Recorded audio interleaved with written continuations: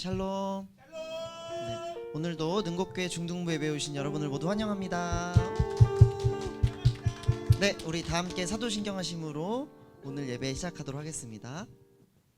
나는 전능하신 아버지 하나님 천지의 창조주를 믿습니다. 나는 그의 유일하신 아들 우리 주 예수 그리스도를 믿습니다.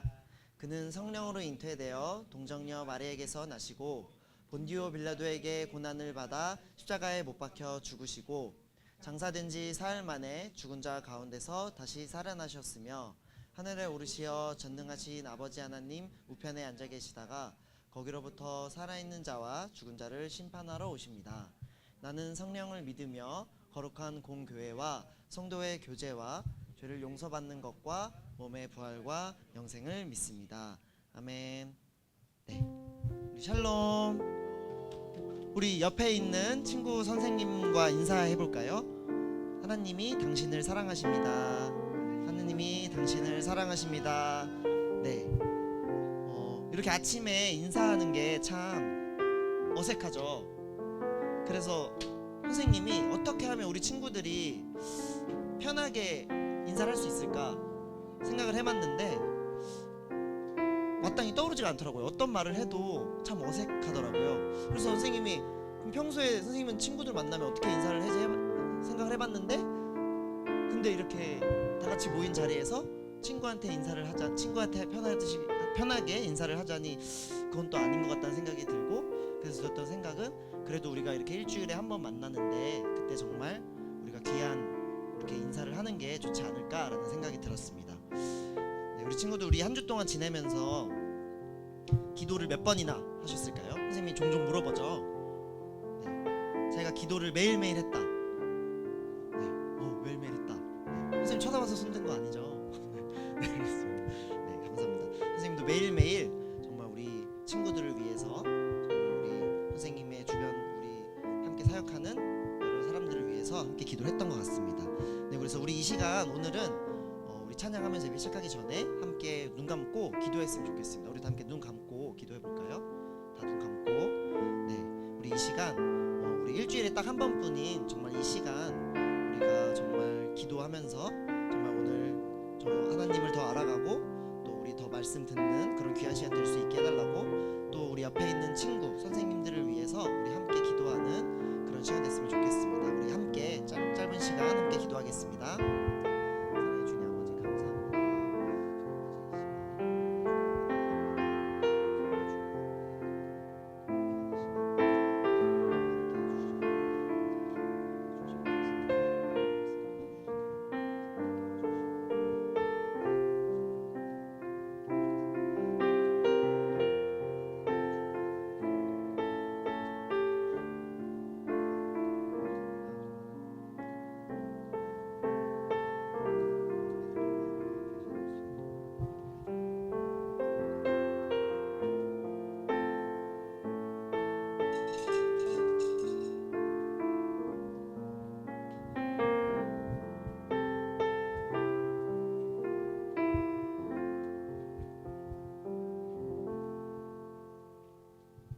우리 함께 찬양하면서 주 앞에 나가겠습니다.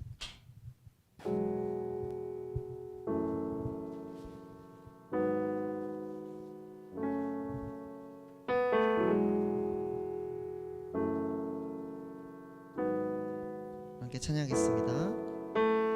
우리는 하나님의 자녀, 주 사랑 안에 우리 거할 때 주님 나를 사랑하신 것 같이 우리도 서로 사랑할 수 있네. 우리는 주의 몸된 교회입니다. 우리는 주의 몸된 교회, 뭐든지 제가 하나 될 때 예수님의 마음을 닮아가며 고통과 즐거움 함께 나누네. 하나님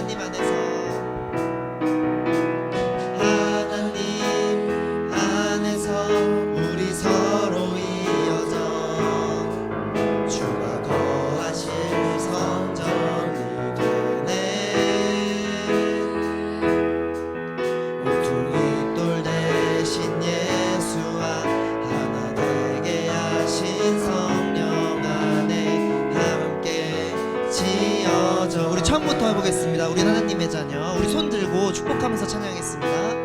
우리는 하나님의 자녀, 주 사랑 안에 우리 거할 때 주님 나를 사랑하신 것 같이 우리도 서로 사랑할 수 있네. 하나님 안에서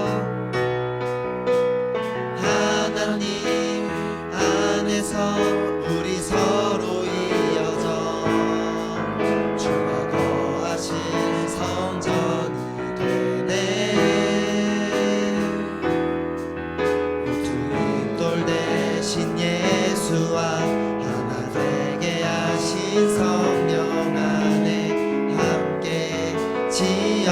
우리 목소리 높여서 하나님 안에서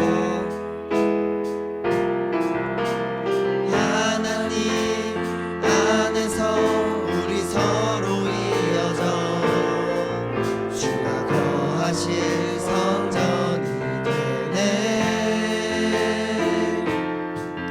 모퉁이 돌 대신 예수와 하나 되게 하신 성령 안에 함께 지어져가. 우리 한 번 더 찬양했습니다. 하나님 안에서, 하나님 안에서 우리 서로 이어져 주가 거하실 성전이 되네.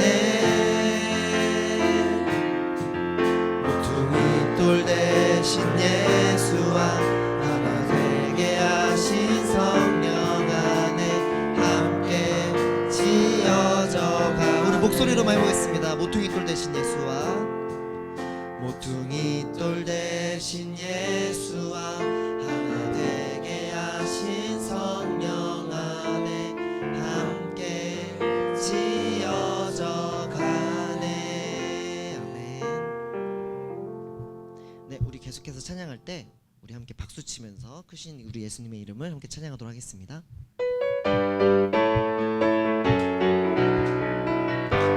함께 찬양했습니다. 예수 이름이 온 땅에, 예수 이름이 온 땅에 퍼져가네. 잃어버린 영혼 예수 이름, 그 이름 듣고 돌아오네. 예수님 기뻐 노래하시리. 잃어버린 영혼 돌아올 때 예수님 기뻐 춤추시리. 잃어버린 영혼 한 번 내볼게. 예수 이름이 온 땅에, 예수 이름이 온 땅에 퍼져가네. 잃어버린 영혼 예수 이름, 그 이름 듣고 돌아오네. 예수님 기뻐 노래하시리. 잃어버린 영혼 돌아올 때 예수님 기뻐 춤추시리. 잃어버린. 우리 여러분들 목소리로 해볼게요. 예수 이름이 온 땅에,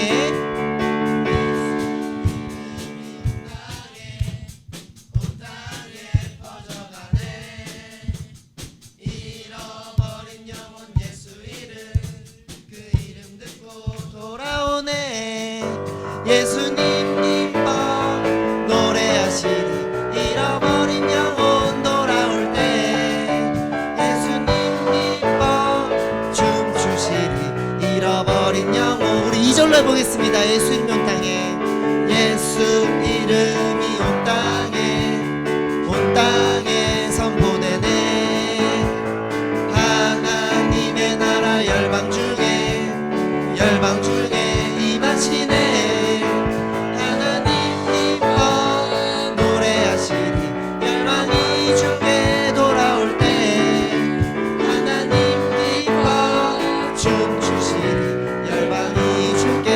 예수님 기뻐, 예수님 기뻐 노래하시리.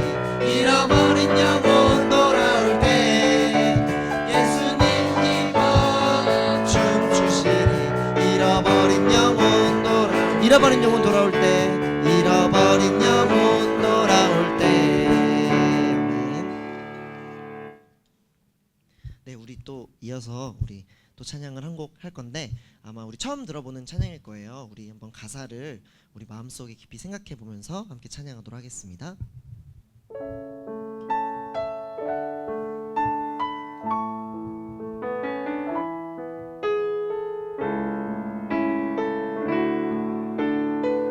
함께 찬양하겠습니다.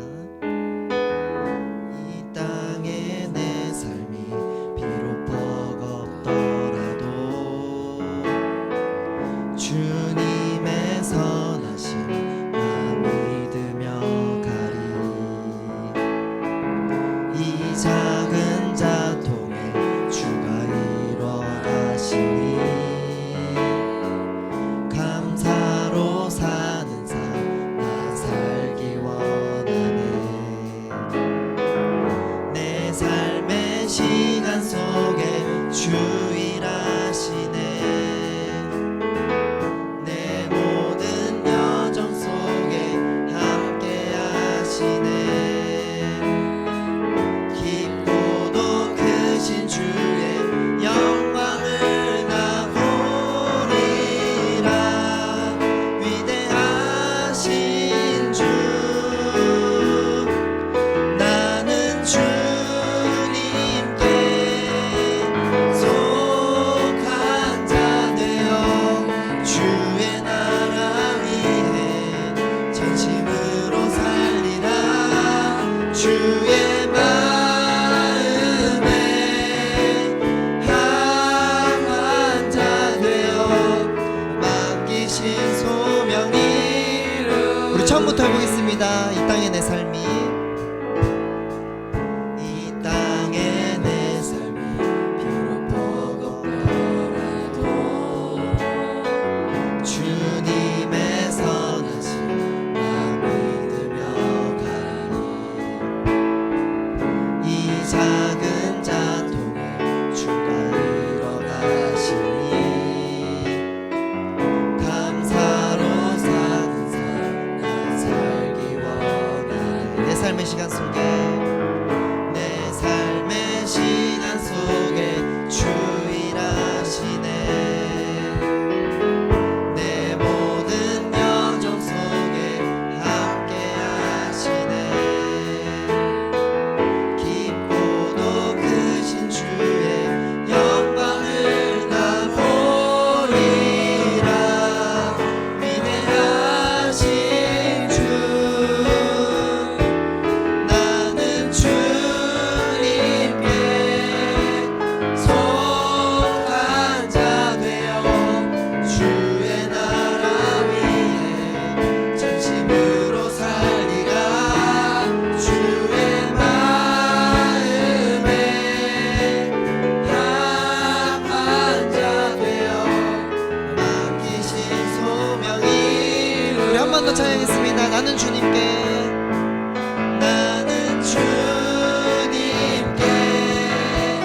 속한 자 되어 주의 나라 위해 전심으로 살리라. 주의 마음에 합한 자 되어 맡기신 소명 이루리. 맡기신 소명 이루리. 맡기신 소명 이루리. 아멘.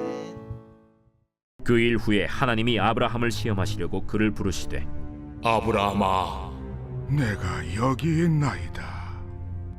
내 아들 네 사랑하는 독자 이삭을 데리고 모리아 땅으로 가서 내가 네게 일러준 한 산 거기서 그를 번제로 드리라.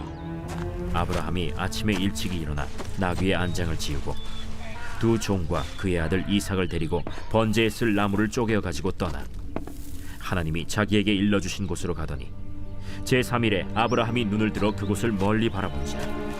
이에 아브라함이 종들에게 이르되 너희는 나귀와 함께 여기서 기다리라. 내가 아이와 함께 저기 가서 예배하고 우리가 너희에게로 돌아오리라. 아브라함이 이에 번제나무를 가져다가 그의 아들 이삭에게 지우고 자기는 불과 칼을 손에 들고 두 사람이 동행하더니 이삭이 그 아버지 아브라함에게 말하여 이르되 내 아버지여, 내 아들아, 내가 여기 있노라. 불과 나무는 있거니와 번제할 어린 양은 어디 있나이까? 내 아들아, 번제할 어린 양은 하나님이 자기를 위하여 친히 준비하시리라. 두 사람이 함께 나아가서 하나님이 그에게 일러주신 곳에 이른지라. 이에 아브라함이 그곳에 제단을 쌓고 나무를 버려놓고 그의 아들 이삭을 결박하여 제단 나무 위에 놓고 손을 내밀어 칼을 잡고 그 아들을 잡으려 하니 여호와의 사자가 하늘에서부터 그를 불러 이르시되 아브라함아, 아브라함아, 내가 여기 있나이다. 그 아이에게 내 손을 대지 말라. 그에게 아무 일도 하지 말라. 내가 내 아들, 내 독자까지도 내게 아끼지 아니하였으니 내가 이제야 내가 하나님을 경외하는 줄을 아노라. 아브라함이 눈을 들어 살펴본즉 한 순양이 뒤에 있는데 뿔이 수풀에 걸려 있는지라. 아브라함이 가서 그 순양을 가져다가 아들을 대신하여 번제로 드렸더라. 아브라함이 그 땅 이름을 여호와 이레라 하였으므로 오늘날까지 사람들이 이르기를 여호와의 산에서 준비되리라 하더라. 나의 이삭, 포기가 아니라 맡김입니다 라는 제목입니다. 사실 이 본문은 여러분 기억하실지 모르겠지만 지난 겨울 수련회에서도 한번 나눴던 본문이기도 하죠. 우리 어하나 트랙 친구들은 3주 동안 지금 같은 본문을 가지고 계속 말씀을 나누고 있습니다. 사실 설교자에게 같은 본문을 가지고 그 전에 있던 원고를 그대로 재활용하는 것이 아닌 이상 새로운 설교를 준비한다는 것은 상당히 어려운 일입니다. 왜냐하면 할 이야기를 다 했기 때문이죠. 그런데 묵상을 하면 또 할수록 내가 바라보지 못했던, 묵상하지 못했던, 알아채지 못했던 그런 은혜들을 체험할 때 거기서 오는 더 큰 은혜가 있다라는 걸 여러분과 함께 또 나누고 싶었어요. 여러분에게도 그런 깊은 은혜가 오늘 이 시간 있길 간절히 소망합니다. 지난주 우리 어떤 예배 드렸죠? 지난주가 부활절 예배를 드렸습니다. 물론 이제 오늘 이제 창세기 새로운 시리즈가 또 시작됐지만 우리가 지난주 나눈 말씀을 좀 다시 한번 기억을 해볼까요? 여러분, 부활의 아침이 희망적이었어요? 여러분, 부활의 아침이 기쁨과 확신의 믿음으로 가득 찼나요? 그러지 않았습니다. 사실 이 부활의 아침은 두려움과 좌절, 어쩌면 우리가 마주한 이 시대와 다를 것 없는 그런 절망과도 같은 순간이었을 거예요. 왜 그랬을까요? 그들이 뭐 하지 못하였더라? 알지 못하였더라. 여러분, 우리가 주님을 알아보지 못합니다. 내 옆에 계신 주님을 알아보지 못합니다. 부활이 우리는 늘 계란을 까먹고 부활하신 주님을 찬양합니다. 기뻐하잖아요. 일주일 동안은 거의 초상집 분위기였다가 고난주간으로. 근데 여러분, 정말 부활이 기쁘세요? 그 부활의 아침, 혼란과 두려움으로 가득했을 때 우리 주님께서 우리 한 사람 한 사람에게 찾아오셔서 우리에게 믿음을 주시고 그리고 더 나아가 사명을 주셔요. 이게 부활의 은혜인 거죠. 그래서 여러분, 부활이 중요한 겁니다. 우리가 믿는 기독교에 왜 부활 신앙이 있어야 합니까? 여러분, 부활은 생명이요. 죽음의 권세를 이기신 예수 그리스도를 믿는 거예요. 죽음 앞에서 절망당하시고 죽음 앞에 패배하신 예수 그리스도를 믿는 게 아니라 사망 권세를 이기신 예수 그리스도를 믿는 겁니다. 그리고 그분을 믿을 때 그분 안에 구원이 있습니다. 여러분, 이 사실 믿으세요? 근데 여러분, 진정한 소망을 맛보기 위해서는요, 역설적이게도 잘 들어보세요. 우리는 절망해야 해요. 뭐라고요? 절망해야 돼요. 아니, 목사님, 주일 아침부터 왜 우리 아이들에게 희망을 주셔도 모자란데 왜 절망해야 된다고 하십니까? 라고 묻는 분들도 계실 거예요. 여러분, 절망하셔야 돼요. 아니, 여러분 지금 절망하고 계실 거예요. 여러분, 나는 내 인생이 너무나 희망차고 날마다 소망이 가득합니다. 한번 손 들어보세요. 어휴, 어쩜 좋아. 한 분도 안 계시네. 그러면 솔직히 나는 내 삶이 너무나 절망스럽습니다. 내 인생 노답인 것 같아요. 한번 손들어 보세요. 또 그런 분은 안 계십니까? 말은 하지 않았지만 저마다 우리는 그런 고민들을 가지고 살아갈 거예요.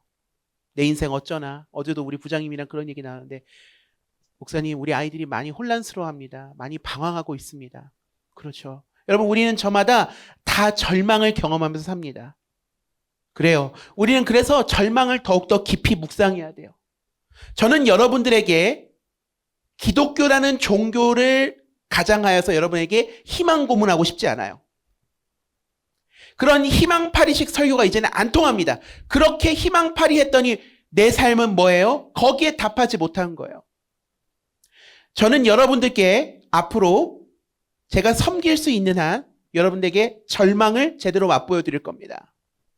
단 전제가 있죠. 어떤 절망입니까? 하나님 없는 절망. 근데 그 절망을 깊이 묵상하다 보면 우리 안에 진정한 소망과 희망이 무엇인지를 갈망하게 된다는 것이죠. 그래서 하나님 안에서 얻는 참된 소망이 무엇인지도 가르쳐 드리겠습니다. 제 삶도 여전히 답이 있어요, 없어요? 솔직히 말할게요. 저도 전망과 미래가 안 보여요. 아유, 목사님이 그런 말씀하시면 어떡해요? 여러분, 그래서 더 주님을 붙잡는 겁니다. 그래서 저도 더 몸부림치는 거예요. 여러분, 제가 만약에요, 이런 가정을 한번 해볼게요. 재벌집 아들이에요. 내 힘으로 교회 몇 채 지을 수 있어. 우리 아버지가 뭐 이름만 들으면 알만한 교회의 목사님이셔. 금수저야. 막 이제 막 물려받을 거 다 준비되어 있어. 그런 제가 여러분에게 희망을 설교하면 여러분들 공감하시겠습니까? 솔직히 그럴 거 아니에요. 아니 그것은 당신 팔자 좋아서 그런 거 아니에요.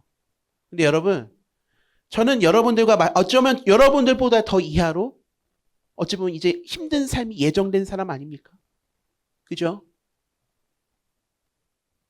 제가 열심히 한다고 해서 어떤 경제적 보상이나 예전엔 사회적인 존중과 존경이라도 있었는데 지금은 목사라고 하면 목사라는 이유만으로 싫어하더라고요. 제가 그것을 종종 주중에 느낍니다. 어떤 분이 저한테 그러시더라고요. 목사라고 하니까 저는 목사 싫어요. 근데 놀라운 건 뭔지 아세요? 우리 집안 사람들, 우리 아버지, 삼촌, 친척들이 다 목사입니다. 여러분 도대체 목사들이 뭘 했기 때문에 그 분이 처음 보는 사람한테 목사라는 이유만으로도 목사 싫다고 그러겠어요. 그분이 밉거나 그분을 탓하고 싶지 않아요. 얼마나 목사로서 그래서 제가 사과를 드렸어요. 제가 감히 목사를 대표할 그런 깜냥도 안 되고 그럴 주제도 안 되지만 참 죄송합니다. 여러분, 저는 여러분들에게 다시 한번 말씀드리지만 제가 섬기는 동안 절망에 대해서 절망이란 무엇인지 여러분에게 분명히 말씀드릴 거예요. 하나님 없는 절망, 하나님 없는 내 인생은 아무런 소망이 없다는 걸 여러분한테 제대로 알려드릴 겁니다.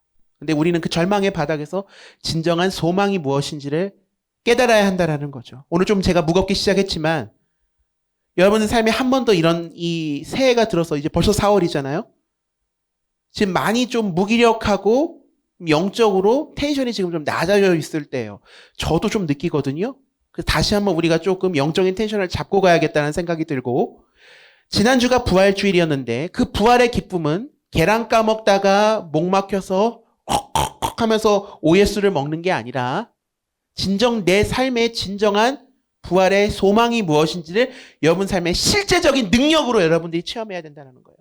왜 기독교가 힘을 잃었냐? 능력을 잃어버렸기 때문이에요. 능력을 잃어버린 기독교, 능력을 잃어버린 믿음에는 여러분 힘이 없죠. 그러니까 친구들 앞에서도 얘기하기 뭐가 자신이 없는 거야. 너 예수 믿어? 너 교회 다녀? 근데 너는 네 삶은 왜 그래? 마땅히 우리 삶에 보여줄 게 없는 거예요. 그런데 절망 가운데서 그 밑바닥까지 내려갔을 때 진정 내가 만난 하나님, 남이 만난 하나님이 아니라 내가 만난 하나님 안에서 발견한 진정한 소망을 여러분들은 전할 수 있어야 돼요. 그게 능력입니다. 우리가 세상 사람들처럼 어떤 다른 걸로 승부를 보면 애초에 우리는 승부가 안 납니다. 여러분, 예수님의 제자분들이 뭐라고 말씀하시면 우리 선배님들이 금과 은은 내게 없거니와. 우리 베드로 선배님이. 금과 은 뭐예요? 나 돈 없어요. 가진 거 없어요. 학벌 배경 없어요. 그런데 내가 가진 것으로 여러분께 선포합니다. 그것을 드립니다. 예수 그리스도의 이름. 여러분 그 예수 그리스도의 이름의 능력을 체험하시기를 간절히 소망합니다. 이제 오늘은 우리가 구약의 말씀을 볼 거예요. 자, 얼마나 믿음의 사람에게도 절망의 때가 오는지 한번 봅시다. 아브라함이 하나님의 축복을 얻어서 누구를 낳았습니까? 이삭을 낳았습니다. 얼마나 기쁩니까? 하나님께서 우리에게 주신 가문의 축복이야. 기쁨을 누렸어요. 평안이 있었다라는 거죠. 그런데 그때 하나님이 부르십니다. 그 축복의 시간 속에서 그가 어떤 믿음을 가졌는지 그의 믿음의 실력이 드러난다는 거예요. 여러분 집중. 여러분 삶의 고난의 때가 오거든. 그때는 뭐냐면요. 뭐 하나님이 날 시험하나 막 그런 것도 물론 맞는 말씀이 있지만 저는 근본적으로 뭐냐면 내 믿음의 기본기, 내 믿음의 진짜 실력이 드러나는 시간이에요. 이거 중요합니다. 하나님이 날 시험하실 거야. 여러분 그렇게 하면 하나님이 미울 수도 있잖아. 그런데 여러분 삶의 시련과 고난이 다가온다는 것은 우리가 이렇게 생각하면 돼요. 근본적으로는 시험도 시험이지만 진정한 내 믿음의 실력이 테스트되는 순간이에요. 진정한 믿음의 분별력이 생기는 순간이에요. 여러분 수능에도 킬러 문제가 있죠? 중간고사, 기말고사에도 고난도 문제가 왜 나옵니까? 진정한 실력자를 가르기 위함 아니겠습니까? 1 더하기 1은 누구나 풀어요. 1 더하기 1 푸는데 아유 우리 반 애들은 다 수학을 잘하는구나. 그럴 거 아니에요. 근데 어려운 문제가 나오면 진정 실력자가 가려지는 것처럼 여러분 우리 삶에 힘들고 괴로운 순간이 찾아올 때 크리스천들은 이 생각을 해야 돼요. 진정한 내 믿음의 바닥이 드러나는 순간이구나. 점검하셔야 될 때라는 거죠. 하나님께서 주신 임무가 있었습니다. 그렇도록 하나님의 축복으로 얻은 아들 이삭을 모리아 땅에 가서 제물로 바쳐라라는 거예요. 자, 저는 아직 결혼도 안 했고 자녀도 없습니다만 자녀를 낳아보신 부모님들께서는 분명히 이 심정을 헤아릴 수 있을 거예요. 차라리 내가 제물이 되고 말지, 차라리 내가 죽고 말지, 나를 드리고 말지, 내 사랑하는 자녀를 제물로 올린다? 상상조차 하기 힘든 일이에요. 얼마나 소중했겠어요. 25년 동안 믿음으로 기다린 그 하나님의 놀라운 약속의 증거 아니었습니까? 자녀를 낳을 수 없는 그 100세에 얻은 귀한 아들이잖아요. 하나님께서 아브라함에게 주실 복 중에 하나가 뭐였어요? 많은 후손이었어요. 근데 그 약속을 이어갈 아들 이삭을 바치라는 것은 정말 이해할 수 없다라는 거죠. 그러니까 뭐냐면 내가 졸라서 받아낸 것도 아니고 하나님의 약속으로 얻어낸 거잖아요. 하나님의 약속으로 주신 거잖아요. 그런데 그 아들을 바치래요. 그러니까 정말 미친 노릇이죠, 여러분. 생각해 보세요. 여러분 어떻게 반응하시겠습니까? 하나님께서 많은 후손을 주시겠다고 나한테 약속을 하셨잖아요. 그 약속을 이어갈 이 놀라운 믿음의 자손이 바로 아들 이삭 아닙니까? 하나님께서 약속하셨잖아요. 하나님께서 주셨잖아요. 축복으로 주셨다고 컨펌도 해주셨잖아요. 근데 그것을 바치라니? 죄송해요, 선생님. 예를 들게요. 하나님께서 사명과 은사를 주셔서 서울대 합격했어요. 음대 갔어요. 죄송합니다. 그냥 오해하지 말고 들으세요. 근데 그 음대 졸업장을 바치라는 거예요. 진짜 미치는 거죠. 저한테는 뭐냐면 너 목사 그만둬. 거의 그 정도 아니겠습니까? 근데 아브라함은요. 지난번 말씀 혹시 기억하세요? 아침 일찍 일어났어요. 그리고 번제 드릴 준비를 마친 후 하나님께서 가라고 하신 모리아 땅으로 간다는 거예요. 여기서 우리는 알 수 있는 건 믿음은 행동으로 나타나는데 그 순종은 일체 망설임 없이 아침 일찍 느그적 대다 가는 게 아니라 아침 일찍. 아들이 너무나 소중한 거 분명합니다. 그런데 그 아들을 주신 하나님을 바라보는 믿음이 그에게 있었다는 거죠. 그는 자신을 지금까지 인도해 오신 하나님을 분명히 알았습니다. 그러면서 사흘 길을 걸었죠. 아브라함이 있던 그 브엘세바와 하나님께서 그 말씀하신 그 모리아 산까지 약 75km라고 하는데 그 아침 일찍 일어나서 그 길을 나서는 아브라함의 마음을 여러분 한번 헤아려 보세요. 믿음의 발걸음. 여러분, 얼마나 인간적으로는 절망했겠습니까? 얼마나 인간적으로는 이해되지 않는 순간이었겠어요. 근데 그때 그는 망설임 없이 아침 일찍 일어나 그 길을 떠나더라고요. 그리고 아들 이삭을 제단에 번제물로 바치기 위해서 결박합니다. 묶었다라는 거죠. 그리고 제단에 나무 위에 올려놓고 칼을 듭니다. 여러분, 이삭이 여기 보니까 번제에 사용할 나무를 지었다라고 그러거든요. 그러면 적어도 10대의 나이는 된 거예요. 여러분 또래 정도 됐을 거예요. 초딩 고학년 아니면 중딩. 그죠?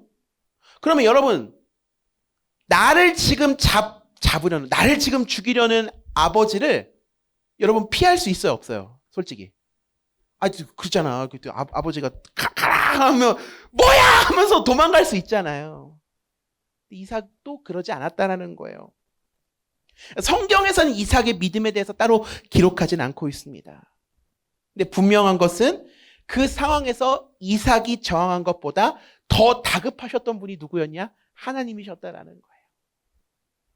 여러분, 하나님께서 얼마나 급하셨으면 그 사자를 통해서 아브라함 이름을 2번이나 부르십니다. 여러분, 하나님께서 한 번만 부르시면 이렇게 2번 잘 안 부르세요. 2번이나 부르셔요. 여기서 이미 하나님의 시험은 다 끝이 납니다. 이 믿음은 무슨 믿음이에요? 이 아들은 내가 낳은, 내가 기른 소중한 아들입니다라는 고백 그 이면에 이 아들은 하나님께서 주신 아들입니다. 이 아들은 하나님의 아들입니다라는 고백의 행동인 것이죠. 이게 중요합니다. 내 아들을 내가 어떻게 길렀는데? 그렇다면 여러분 절대 못 바칩니다. 왜요? 내가 애써서, 내가 공들여서 길렀다. 얼마나 귀한 금쪽이 같은 아들이에요. 하나님 저를 그냥 받으세요. 꽥! 저 같으면 그랬을 것 같아요. 그런데 이 믿음의 행동에는 뭡니까? 이 아들 하나님의 아들입니다. 하나님의 아들이기 때문에 하나님께 올려드립니다. 하나님께서 받으시겠다고 하니 주님 손에 맡겨드립니다. 하나님께서 번제라고 바치라고 한 그 이삭을 드리는 것을 중지하셨다면 그 다른 재물이 있을 것을 믿은 아브라함이 눈을 들었습니다. 여러분, 오늘 본문 13절 말씀 한번 보실까요? 아브라함이 고개를 들고 살펴보니 숲풀 속에 순양 한 마리가 있는데 그 뿔이 숲풀에 걸려 있었다. 가서 그 순양을 잡아다가 아들 대신에 그것으로 번제를 드렸다. 그러니까 하나님께서 이삭을 드리는 걸 중지하셨으니 하나님께서 이제 준비하신 것이 있겠구나라는 것을 믿음으로 이제 바라보기 시작합니다. 이것을 드릴 때 얼마나 감동적으로, 얼마나 은혜스럽게 하나님께 바쳤을까요?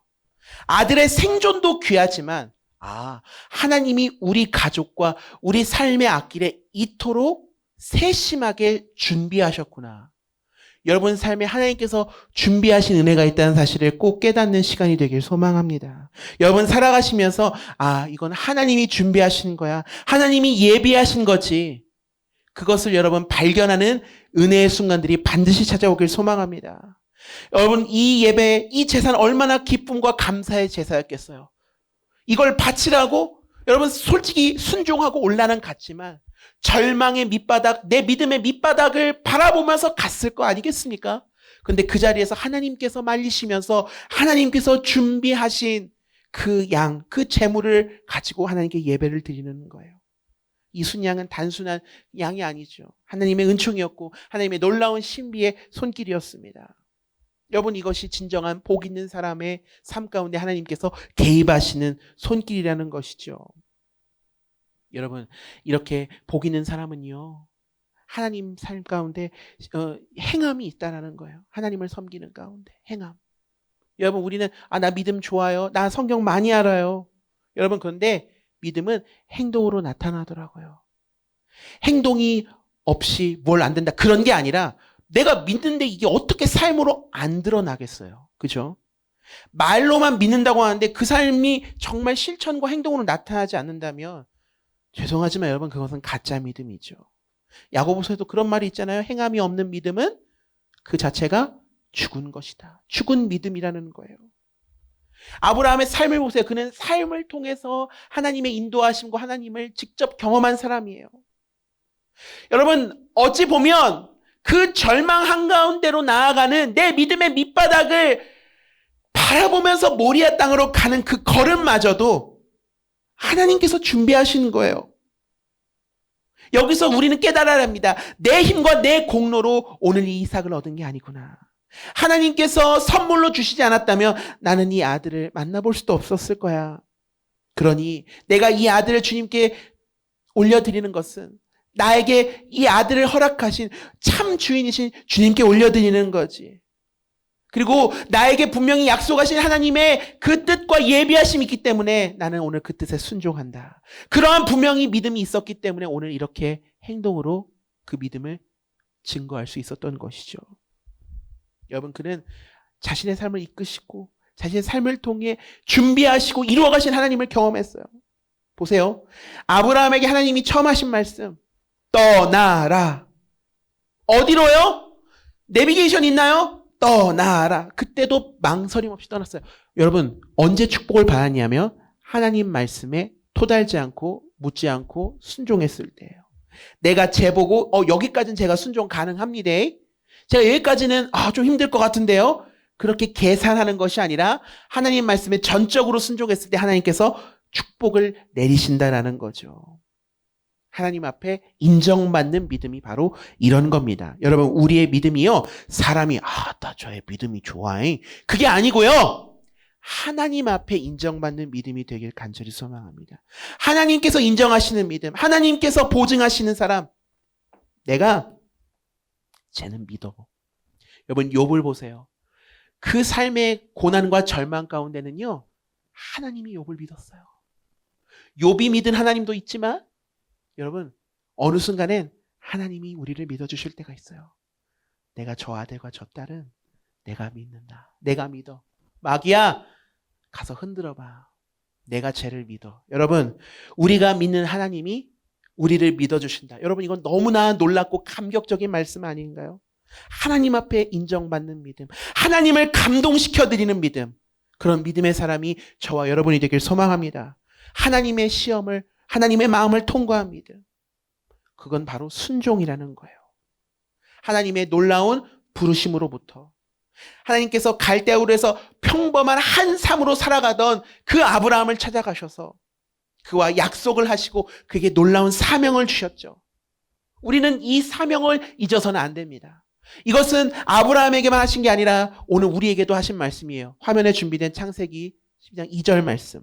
내가 너로 큰 민족이 되게 하고 너에게 복을 주어서 내가 크게 이름을 떨치게 하겠다. 너는 뭐라고요? 복의 근원이 될 것이다. 복의 근원이라는 하나님의 그 사명, 그 약속을 붙들고 지금까지 아브라함은 올 수 있었던 거예요. 그러니까 하나님께서 가장 소중한 내 아들을 바치라고 했을 때에도 기꺼이 아침 일찍 일어나서 하나님 앞에 순종했던 거죠. 사명이 있는 사람은 포기하지 않습니다. 사명이 있는 사람은 여러분 순종하며 불순종의 길로 가지 않아요. 다시 한번 점검해 보십시오. 여러분 삶에 하나님이 주신 비전과 사명이 있는가? 그 사명을 내가 정말 믿음으로 취했는가? 그 사명을 발견할 때 여러분, 우리는 주님 앞에서 주님이 인정하시는 믿음의 일꾼으로 여러분 쓰임받게 되는 놀라운 역사가 있을 겁니다. 여러분, 이 약속을 붙드셔야 돼요. 물론 이 약속을 붙들고 사명자로 살아가는 사람이 여러분 아무런 흠이 없다, 그런 말씀은 절대 아니에요. 여러분, 아브라함도 얼마나 실수가 있습니까? 여러분, 하나님의 약속을 기다리지 못하고 자신의 의지로 이스마엘을 낳지 않습니까? 근데 여러분, 하나님께서는 그와 맺은 그 언약을 끝까지 이루어 가시더라고요. 여러분, 성경 속에 수많은 믿음의 사람들이 넘어지고 쓰러진 이야기가 있어요, 없어요? 있습니다. 여러분, 저는 그래서 성경이 더 좋고 그래서 더 성경이 더 신빙성이 가요. 여러분, 만약에 이것을 믿게 하려면 여러분 위인전 읽어봤죠? 위인전에 보면 그 위인들이 실패한 이야기, 좌절한 이야기 나와요, 안 나와요? 거의 안 나와요. 나와도 성공을 향한 도약을 위해서 그 정도로 잠깐 다뤄요. 근데 여러분, 성경에 보면 하나님의 사람들이 정말 우리가 입에 담기도 힘들 만큼 어떻습니까?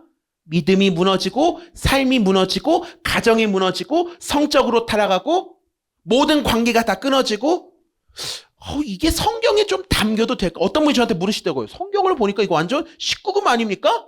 여러분 성경을 보니까 이거 좀 이야기하기 설교하시기 좀 불편하실 텐데요. 여러분 저는 그래서 성경이 더 은혜스럽더라고요. 왜요? 이렇게 밑바닥까지 내려간 이렇게 절망을 맛본 사람들을 통해서도 하나님이 일하시는구나. 여러분 그러면 그걸 통해서 이 사람 참 대단하다. 사람을 바라보고 사람을 찬양합니까? 아니면 그런 사람을 들어쓰시고 고치셔서 일하시는 하나님을 바라봐야 됩니까? 하나님을 바라봐야 되죠. 여러분 그래서 저는 더 은혜가 돼요. 성경을 보니까 입에 담기 힘들 만큼 인간의 절망을 담고 있더라고요. 인간이 얼마나 처참하게 무너지고 인간이 얼마나 타락하고 인간이 얼마나 나쁜 놈들인지를 성경은 너무나 적나라하게 그리고 있더라고요. 이게 만약에 가짜라면 그거 싹 빼고 멋있는 이야기만 담아야 되는 거 아니겠어요? 그죠? 그런데 여기에는 어찌 보면 우리의 삶, 근데 그걸 보면서 나는 이 정도는 아닌데 그럴 만큼 여러분 절망과 무너짐과 타락과 연약함이 다 담겨 있어요. 근데 그런 사람들을 통해서 하나님이 일하시더라고요. 결국에는 하나님 앞에 쓰임받는 건 끝까지 내가 하나님께 부름받은 사명자인 나의 정체성을 놓지 않는 거예요. 그죠? 예수님의 제자들도 그렇고 다윗도 그렇고 하나님의 사람들이 끝까지 여러분 공통점이 있어요. 자신의 정체성을 분명히 붙들더라고요. 나중에 가서는 무너질 수 있습니다. 실수합니다. 그런데 하나님은 끝까지 그 약속을 기억하게 하세요. 창세기 17장 19절 말씀 한번 보여주세요. 하나님이 말씀하셨다. 아니다. 너의 아내 사라가 너에게 아들을 낳아줄 것이다. 아이를 낳거든 이름을 이삭이라고 하여라. 내가 그와 언약을 세울 것이니 그 언약은 그의 뒤에 오는 자손에게도 영원한 언약이 될 것이다. 뭡니까? 하나님과의 약속이 자꾸 희미해질 때, 그 약속으로 여러분 뭡니까? 그 약속을 향한 믿음이 흔들릴 때 하나님께서 계속 이 약속을 기억하게 해주신다는 거예요. 여러분 이게 진정한 복 있는 삶에 이끄시는 하나님의 놀라운 섭리와 은혜라는 거죠. 하나님께서 출발도 마무리도 그 과정에도 함께 하시면서 그 삶에 개입하세요. 내가 흔들릴 것 같고 내가 무너질 것 같으면 하나님께서 바로 SOS를 치시더라고요. 여러분 이게 은혜 아니겠어요? 아브라함이 이 약속의 증거인 이삭을 망설임 없이 바칠 수 있었던 그 이유에는 그가 평소 경험한 하나님의 은혜가 분명히 그 삶에 증거되고 있었기 때문이에요.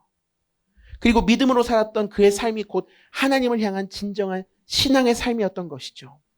여러분, 여러분을 향하신 하나님의 계획을 신뢰하십시오. 하나님의 때와 하나님의 방법을 여러분 신뢰하시기를 바랍니다. 그 일을 위해서, 놀라운 일을 위해서 오늘 나를 부르셨다는 사실 여러분 꼭 기억하셨으면 좋겠어요. 하나님께서는 우리와 놀라운 언약, 약속을 맺으셨어요.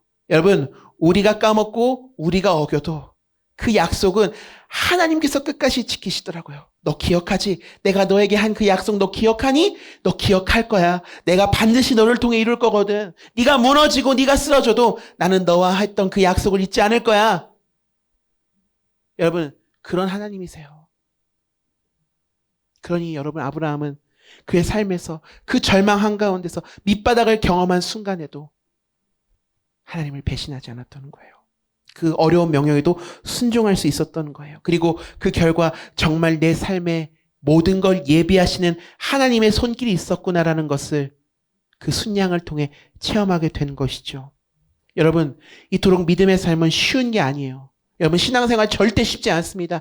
여러분, 우린 이미 여기 조직에 들어온 사람으로서 내가 말할게. 이젠 조직의 쓴맛이 시작된다.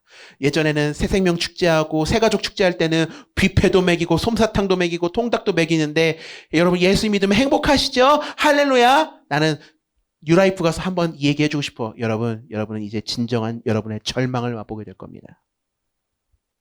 여러분, 제가 사회 부적응자입니까? 아니요.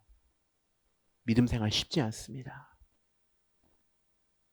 이 길로 들어오는 건 행복한 길인 건 맞아요, 여러분.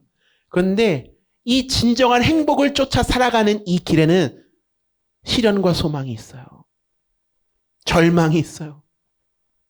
여러분이 경험하지 못한 아직 스릴 있는 삶들이 여러분 분명히 있을 겁니다. 여러분 놀이공원에서 여러분 그런 거 타는 거 좋아합니까? 바이킹 같은 거? 요즘 제일 무서운 게 뭐예요? 우리나라에서? T 익스프레스 아직도 있나요? 에버랜드에? 여러분 얼마나 스릴 넘쳐요 가면.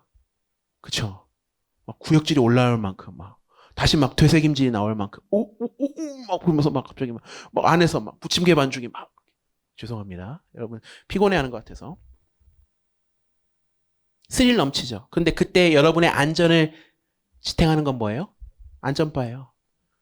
안전바를 잘 잡고 있어야 돼요. 여러분 믿음이 그렇습니다. 믿음의 여정은요 스릴 넘쳐요. 여러분 늘 행복한 꽃길만 걷는 거 아닙니다.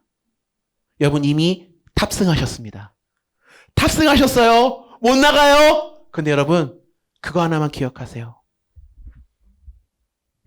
꼭 붙들고 계시면 여러분 그 믿음의 여정 가운데서 하나님의 은혜를 발견하게 될 거예요. 남들은 맛보지 못한, 남들은 경험하지 못했던 놀라운 그 약속과 그 놀라운 섭리를 여러분은 경험하게 될 거예요.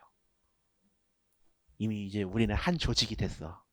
아시겠습니까? 여러분 기독교를 단순한 성공팔이나 행복 특강으로 치환하는 그런 싸구려 신앙에서 이제 벗어나세요. 여러분 삶에 이미 절망하고 있잖아. 그러면 그 절망 가운데서 우리는 진정한 소망을 발견하자고요. 요즘 날씨 얼마나 좋아요. 좀 하늘을 보면서 사세요. 고개 들어 하늘을 좀 보고 사세요. 주 하나님 지으신 모든 세계 찬양이 절로 나와요. 땅만 바라보지 마시고 개미핥기처럼 땅만 바라보지 말고 여러분 예전에 어린이 찬양 중에 혹시 여러분 그거 기억나요? 뿅뿅뿅뿅 병아리는 알고 있나봐. 알아요? 몰라? 하나님의 은혜가 얼마나 주이씀 아시죠? 아시죠? 물 한 모금 먹고도 하늘을 보내. 그런 어린이 찬양 몰라요? 오 저런 뿅뿅뿅뿅 다음 주에 가르쳐줘야겠네. 뿅뿅뿅뿅 병아리는 알고 있나 봐. 하나님의 은혜가 얼마나 큰지. 하하하 하나님 감사합니다. 물 한 모금 먹고도 하늘을 보내. 난 이게 무슨 찬양이야. 동요도 아니고. 근데 제가 이 말씀 다시 한번 보는데 내가 병아리만도 못하구나. 병아리는 물 한 모금 먹고도 하늘을 본대요. 하나님의 은혜가 얼마나 큰지. 근데 우리는 맨날 땅만 바라봐요. 왜 안 될까? 두더지같이 사는 거야. 오늘 보면 14절 볼게요. 이런 일이 있었으므로 아브라함이 그곳 이름을 여호와 이레라고 하였다. 오늘날까지도 사람들은 주님의 산에서 준비될 것이라는 말을 한다. 뭐라고요? 오늘날까지도. 놀라운 거 아닙니까? 여호와 이레. 하나님께서 이 상황에서의 고백이 아니라 지금까지 인도하신다.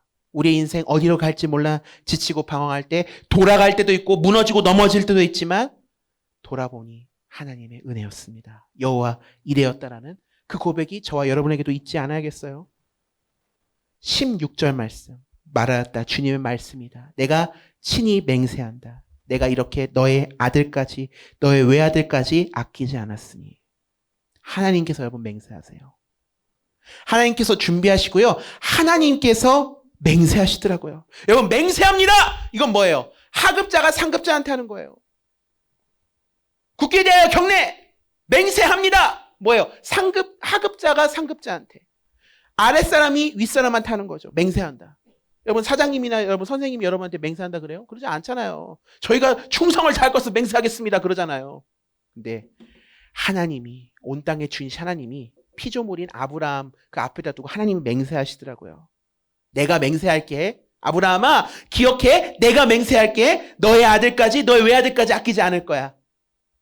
내가 이 약속을 반드시 지킬 거야. 여러분 하나님이 이런 분이세요.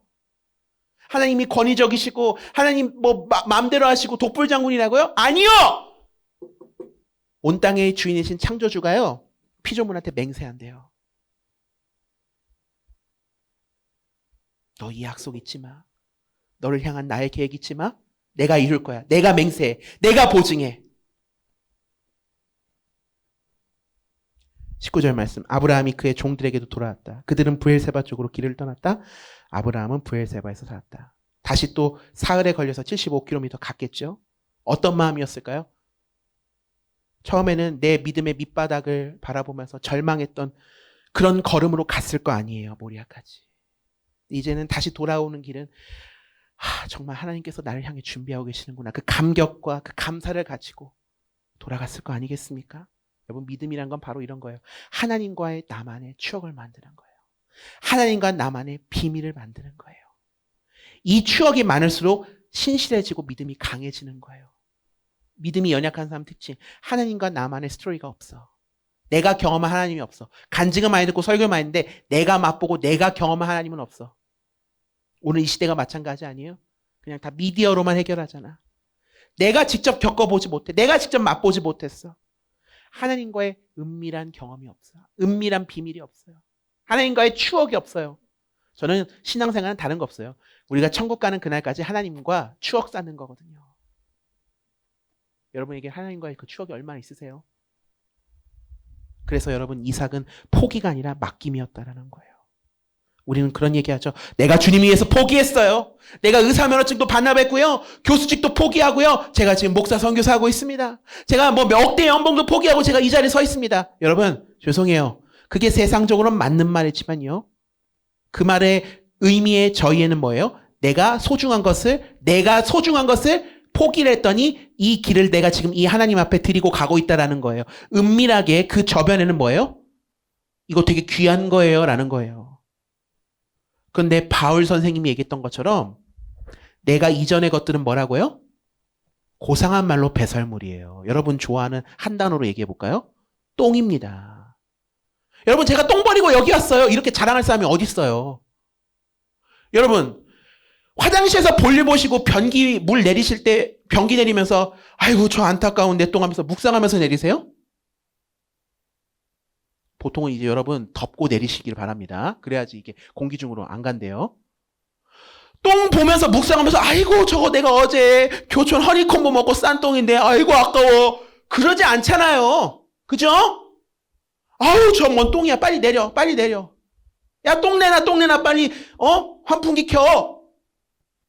아니야 엄마 묵상해봐. 어제 먹은 허니콤보의 향이 미세하게 느껴지지 않아? 그러면서 여러분 그렇게 묵상하지 않잖아요. 똥을. 우린 이전의 것을 배설물로 여긴다는 그 사도 바울 선생님의 고백을 다시 한번 붙잡아야 돼요. 하나님 내가 포기했어요. 그게 여전히 내 삶의 포기라면 그게 하나님보다 더 소중하고 하나님보다 더 가치 있다는 뜻 아니에요? 그런데 진정한 그리스도인 뭔 줄 아세요? 내가 소중히 여기는 그 내 안에, 여러분 안에도 이삭과 같은 소중한 것이 있을 거예요. 그런데 그게 포기가 아니라 맡김이라는 거예요. 하나님 맡겨드립니다. 하나님 맡겨드립니다. 내 삶을 통해 일하실 하나님 신뢰합니다. 여러분 이것이 진정 복 있는 사람의 삶이죠. 여러분 삶 가운데 우선순위가 다시 정렬되길 바랍니다. 이삭이 소중하지 않다는 게 아니에요. 하나님 이삭 살리셨어요. 소중하지 않다면 하나님 이삭 살리셨겠어요? 살리셨다고요. 그런데 하나님이 보신 건 뭐예요? 우선순위였다라는 거예요. 그 우선순위가 정렬될 때 여러분 삶 가운데 일하시는 하나님의 놀라운 약속과 계획을 보게 될 줄로 믿습니다. 예배팀 준비해 주시고요. 여러분, 우리가 이제 이 시간 함께 이 찬양을 부를 텐데 우리가 자주 불렀던 찬양이에요. 여러분 삶 가운데 여러분이 일하려고 하면 여러분이 모든 짐을 다 져야 되죠. 근데 주님께 맡겨드린 인생, 주님께 순종하는 인생은 주님이 일하시더라고요. 신뢰하며 걸어가는 자에겐 주님이 일하시더라고요. 여러분 그것을 보고 여호와 이레라고 사람들이 고백했다는 것은 언젠간 여러분의 삶의 증거들을 통해서도 누군가는 하나님이 태성이의 삶을 통해 일하셨네. 하나님이 용준이를 통해서 일하셨네. 나도 그 하나님 만나고 나도 하나님 앞에 순종해야겠다라고 누군가는 그렇게 결단하지 않겠어요? 여러분 좀 그런 믿음을 갖고 살자고요. 성경 속에 있는 일이 먼 옛날 이야기가 아니라 나와 상관없는 옛날 이야기, 하나님과 그 사람들과의 꽁냥꽁냥했던 티키타카했던 스토리가 아니라 오늘 내 삶 가운데도 시퍼렇게 살아서 역사하시는 그 하나님과의 나만의 은밀한 스토리, 그 하나님과의 추억이 되기를 바라는 마음으로 오늘 이 찬양 가사를 묵상하면서 우리 다 함께 자리에서 일어나서 함께 찬양하겠습니다. 여러분 삶 가운데 분명한 절망이 있을 거예요. 날이 저물어가는 그 빈들의 선분도 계실 겁니다. 오늘 이 찬양 기억하시면서 고백합니다. 날이 저물어갈 때, 날이 저물어갈 때, 빈들에서 걸을 때, 그때가 하나님의 때. 여러분 힘으로 안 되죠? 그때입니다. 내 힘으로 안 될 때, 빈손으로 걸을 때, 내가 고백해 여호와. 우리 모인 이곳에, 여러분 이곳에 주님이 계세요. 우리 모인 이곳에, 우리 모인 이곳에 주님 함께. 여러분 누리세요.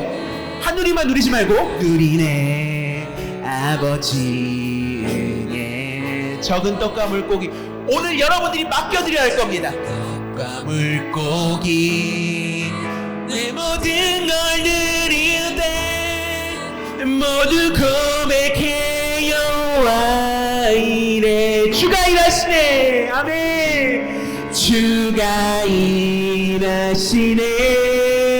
주가 일하시네. 주께 아끼지 않는 자에게. 믿음으로 선포할까요? 주가 일하시네. 주가 일하시네. 신뢰야. 우리 다시 한번 전심으로 고백하며 나갑니다. 주가 일하십니다. 아멘. 주가 일하시네. 주가 일하시네. 주께 아끼지 않는 자에게. 주가 일하시네. 주가 일하시네. 신뢰하며 걷는 자에게. 사랑하는 주님, 우리가 주님을 믿는다고 말하지만 하나님, 정작 우리 삶의 우선순위는 주님이 아니라 이 세상적인 것들을 붙들며 두려움과 계산으로 순종하지 못했던 때가 더욱더 많았습니다. 하나님, 우리 각 사람 마음에 내가 하나님보다 더 붙들고 있는 이삭이 무엇인지 이 시간 정직하게 바라보기를 원합니다. 그리고 그것을 내려놓는 결단이 내가 억지로 포기하는 것이 아니라 주님을 신뢰하는 믿음의 결단이 되게 하여 주옵소서. 또한 우리가 순종으로 하나님을 움직이는 것이 아니라 하나님을 먼저 우리를 사랑하시고 하나님께서 우리를 준비하셨기 때문에 우리가 그 사랑 앞에 순종할 수 있음을 우리가 믿고 고백하게 하여 주옵소서. 우리를 부르신 학교학원과 가정과 일터에서 또 앞이 보이지 않는 미래 앞에서 여호와 이레의 고백으로 다시 걷게 하시고 넘어질 때마다 나에게 맹세하셨던 하나님의 약속을 붙드는 믿음의 귀한 종들이 되게 하여 주옵소서. 지금은 우리 구주 예수 그리스도의 크신 은혜와 하나님 아버지의 무한하신 사랑과 성령님의 감동과 마음으로 충만케 하시는 교통의 역사가 내가 가장 소중히 여겼던 것을 기꺼이 주님께 내어드림으로 믿음의 순종을 가지고 나의 삶을 앞서 준비하시는 여호와의 이레 하나님만을 신뢰하며 포기가 아닌 온전한 맡김으로 받은 복을 누리고 흘려보내는 축복의 통로로 살아가기로 결단하는 여기 모인 당신의 귀한 모든 백성들 위해 지금으로부터 영원토록 함께 하시옵기를 간절히 축원하옵나이다. 아멘.